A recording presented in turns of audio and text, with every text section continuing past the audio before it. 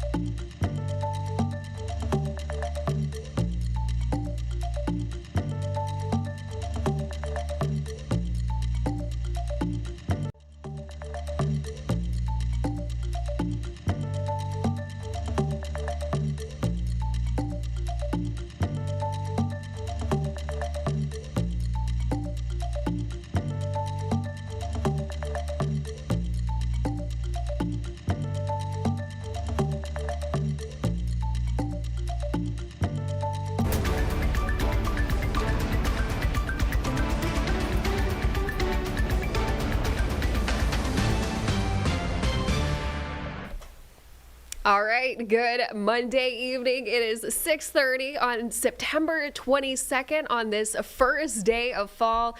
Definitely starting off on a warm note, but nothing near the 90-degree days that we had between Friday and Saturday. But guess what? We'll get there as we go into your Tuesday and Wednesday as well.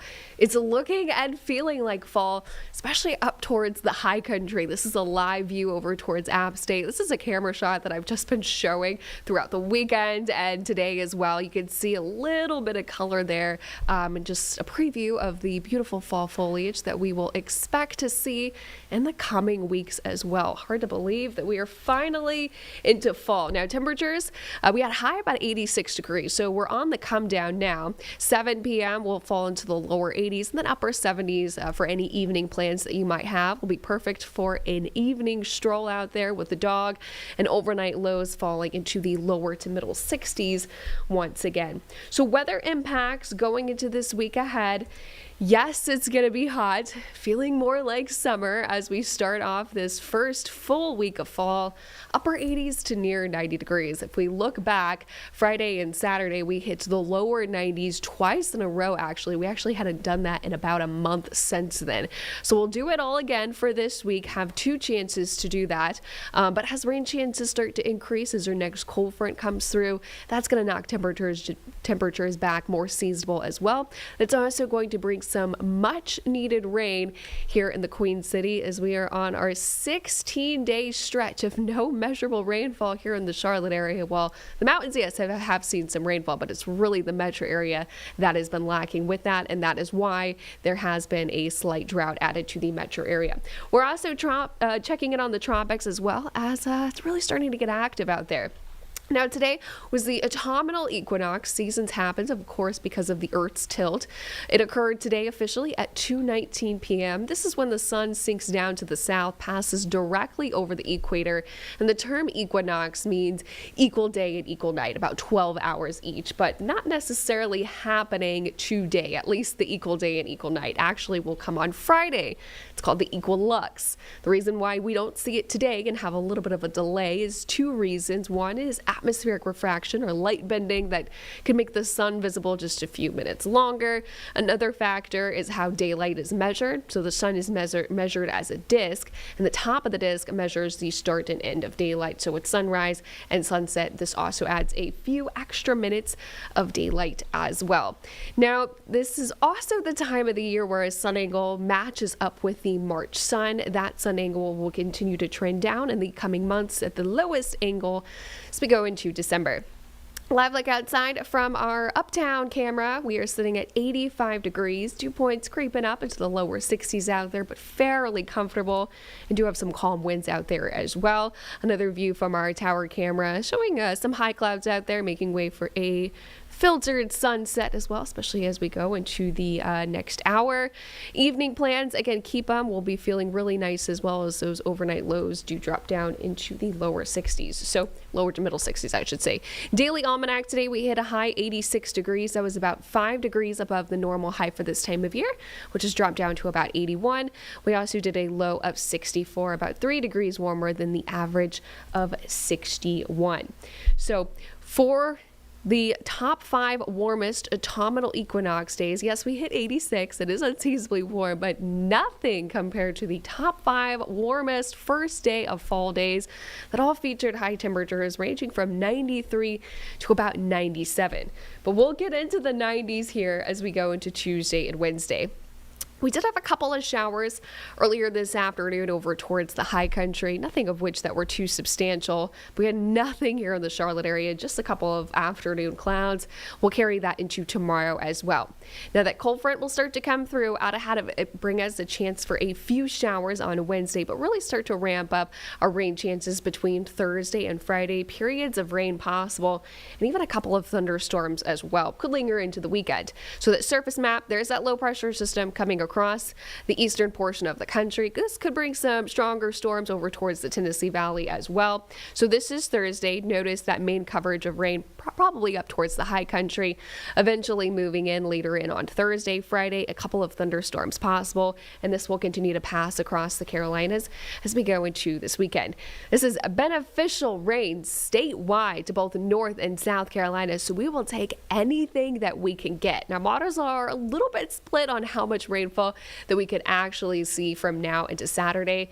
We will get a better idea of timing and maybe the threats with any potential storms as we get around 72 hours before the actual event. So stay tuned for that latest forecast as well. Futurecast rainfall, like I mentioned, it is split, but some models are indicating the potential of anywhere from about a half an inch to upwards of 1 to maybe 2 inches of rainfall. So again, this is beneficial and certainly something that we will be fine-tuning throughout the work week. When it's not raining, it is hot. Upper 80s to near 90 degrees. Tuesday and Wednesday will stay warm as we go into your Thursday, then knock back down as we get those rain chances. Some cooler, more seasonable temps expected into the lower 80s Friday all the way through this weekend. The average last 90-degree day is September 12th. The last 5 years, the last 90 day has all been mainly around mid-September. So this is right on par with the last 5 years as well.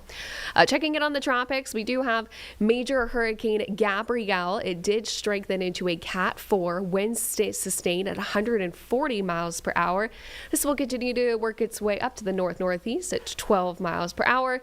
It is about 800 miles off the coast of the Carolinas, and it did undergo rapid intensification. That is the increase of maximum sustained winds of at least 35 miles per within 24 hours, and that is what it did overnight. Now, this will continue to steer off to the east and have no direct impact to land, but it is bringing indirect impacts such as high rip current risk over towards the Outer Banks in the red and a moderate risk in the yellow. Will start to improve going into your Thursday.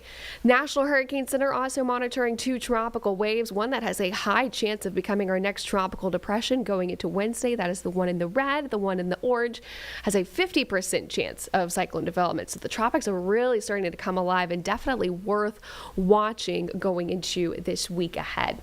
So as we go into your 7-day forecast, we'll continue to see those temperatures stay warm, toasty, upper 80s, close to 90 degrees. As we go into your Tuesday and Wednesday, minimal rain chances for Wednesday, probably the best coverage up towards the high country. And then Thursday and Friday, possibly periods of rain and some thunderstorms. And then we'll cool down as we get better rain chances as well, down into the lower 80s. We will take a quick break. We will be right back.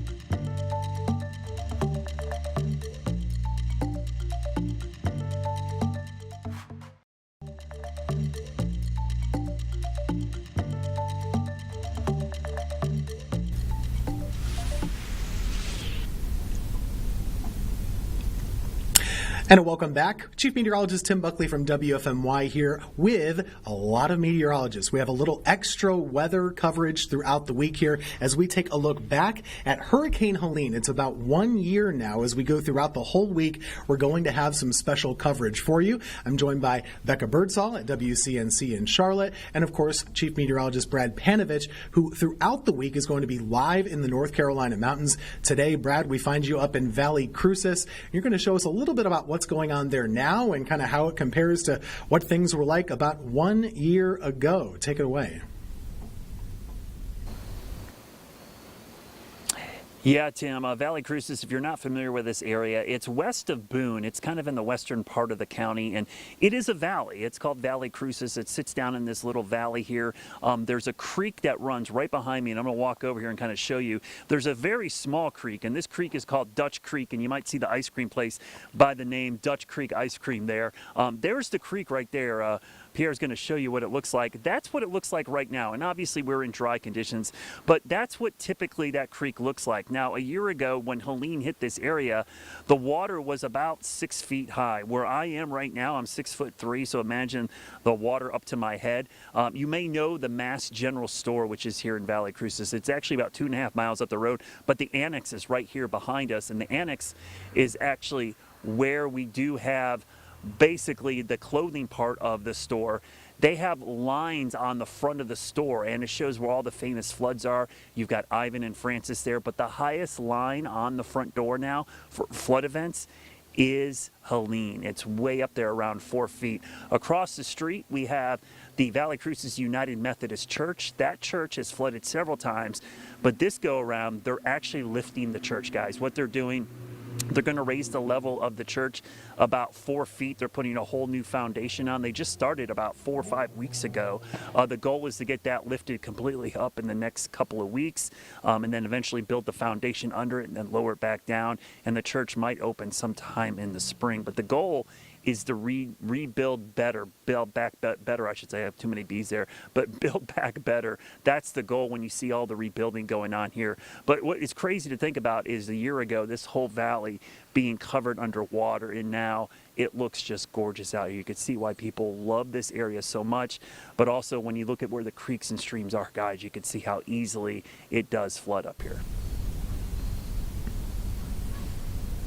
Yeah, it's pretty amazing to see that. And, just to think about how much of a raging river it was 1 year ago at this time is really shocking to think. Now, we talk about 1 year ago, the path of the storm. What's amazing is, here we sit on Monday a year ago. We don't even have Helene formed yet at this point. It was still a before system, or what we would call just an area of interest. Now, at this point in the timeline, the Hurricane Center, and for those that might not know, they put out these little areas of interest, as they call them.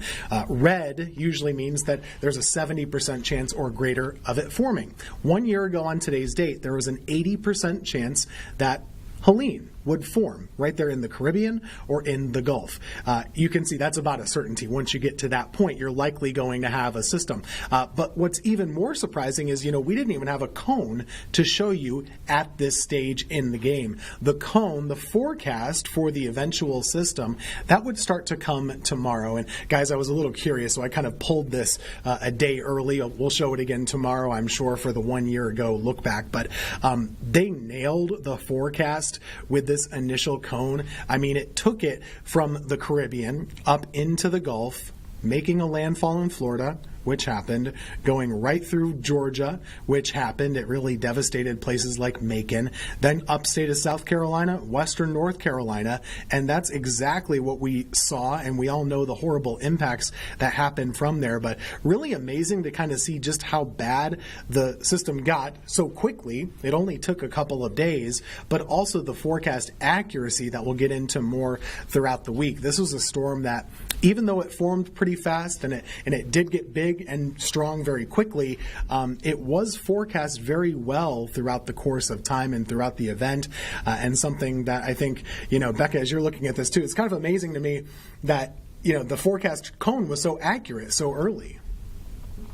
It's also important. The storm prediction, or the National Hurricane Center, is fantastic at this, and it's why it's important to know that there are impacts beyond the cone as well. Of course, Florida got hard hit with storm surge and, of course, intense rainfall, but really the remnants of Helene and, of course, the predecessor rain event also just caused that devastating flooding as well. So a good reminder there, too. National Hurricane Center does an absolutely fantastic job, but a lot of the impacts are felt beyond the cone as well. Yeah, and it's that time of year that, we talk about so many different hurricanes. This week we're talking a whole lot about Helene. I don't think we want today to come and go, though, without talking about Charlotte's worst hurricane, which, Brad, you know so well of. Hurricane Hugo hitting. The anniversary was yesterday, but we didn't have the show to talk about it. What do you remember about Hugo? What do you hear from people about Hugo? And give us a little historical perspective on really what everyone in the Carolinas talks about decades to come.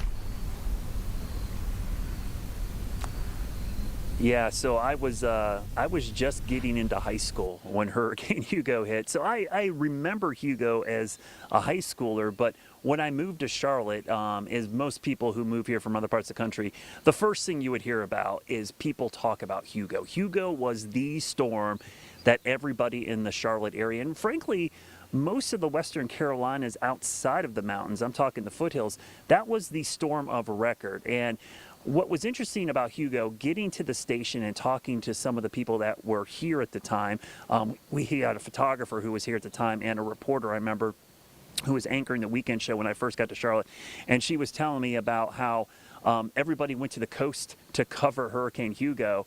And when it blew through, they started heading back to Charlotte, and they couldn't get a hold of anybody back in Charlotte at the station, and they thought that was weird. Obviously, this is pre-cell phone, so you stop at a payphone and call back to the station. And they got back to the station and realized there was all this destruction and power outages, and everyone at the station asked, hey, do you have supplies from the coast? Because they weren't prepared in Charlotte. And what made Hugo, I think, stick out to a lot of people was it was one of the first storms in the Carolinas where I think people realized that hurricanes and tropical systems just are not coastal events. They are inland events.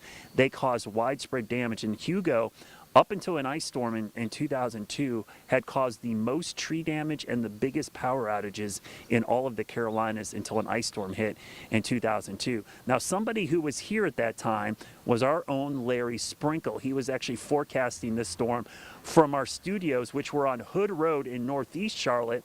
They were actually damaged heavily by Hugo, and is the reason our station is on Billy Graham Parkway today. Let's look back at what happened then when Larry was on the air. He reminisces about that today on the anniversary, the 36th anniversary of Hugo. Then right in the middle of what I was saying, the ceiling, about a 500-pound section of ceiling caved in the studio just about 10 feet away from me. Gust up to about 100 miles an hour, Shaw Air Force Base. I've been distracted because as a lot of people are experiencing, part of our ceiling just collapsed in here. This is a very serious system that is going through Charlotte. Wow. So I thought this is the end right here. Right. And what you don't see is that we don't have that part of the tape is when I go, yeah, serious system, and then I go back to you, Rick.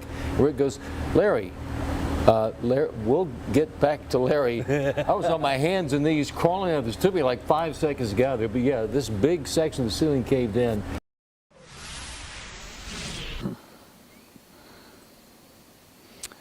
All right, yeah, that's just crazy. I hear that story all the time. And if you're at WCNC, you hear the stories about the ceiling collapsing on Larry and why we ended up building a new building where it was. Now, what I think is interesting about Hugo is it was the storm that most people remember and realize that hurricanes can hit inland, because it was still a hurricane over Charlotte with sustained winds of 80 miles per hour. But now we've had Helene, which is another reminder that the impacts from these storms can be vast. And now, will Helene replace Hugo in many areas?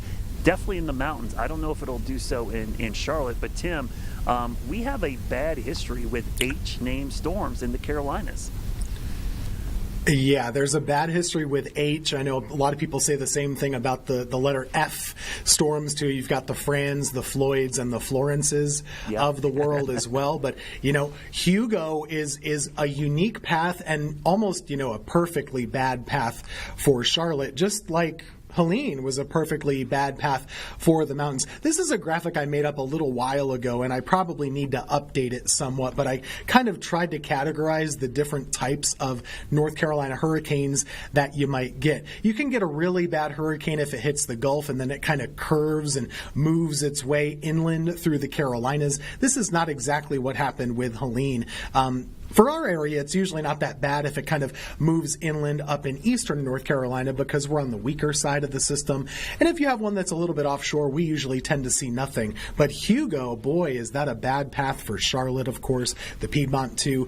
You get the worst of the wind, because if it moves inland quickly, you're going to get all the wind, all the rainfall. You also have tornado threats. You can be on the dirty side of the system. That's just a really bad place to be with a hurricane, because one of the things you have to consider with a storm is how long does it have to weaken if you live inland. And Hugo was one that was really, really fast. I remember that with Michael was another storm not that long ago that hit somewhere near the Florida Panhandle, and it got here very, very quickly. Helene, another horrible storm, but a very different path and a pretty unique one too, that it moved in pretty fast.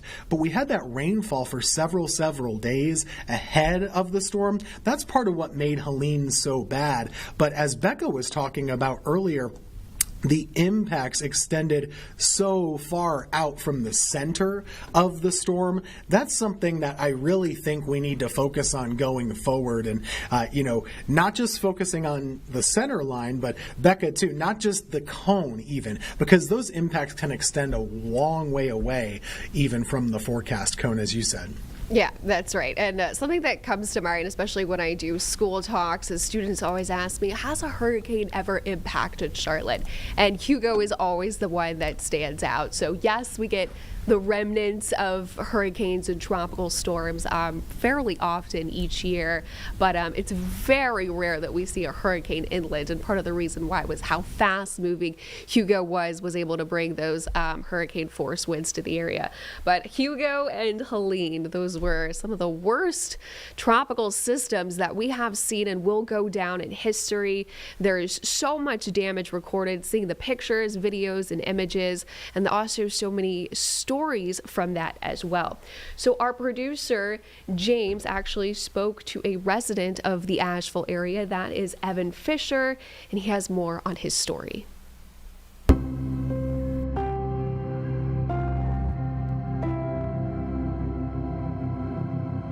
Where were you riding out the storm? I was in East Asheville, really in Black Mountain, a smaller community east of town, pretty close to the Swannanoa River. We were just one row of houses off the Swannanoa, so we had a front row view of all that had happened. About 9 o'clock, really 8 o'clock, everything changed. Water came from every direction and totally overwhelmed our part of Black Mountain. Even as a meteorologist, I still struggle to explain how that happened. Where internally in this cut-off world did you turn for information? So we actually had some fantastic town hall meetings in Black Mountain. They were in person. We all gathered in basically town square, which was a bit of an old school vibe. And then of course radio was a huge thing. Everyone would sit out in the driveways and we would collect, all circle around one radio and listen.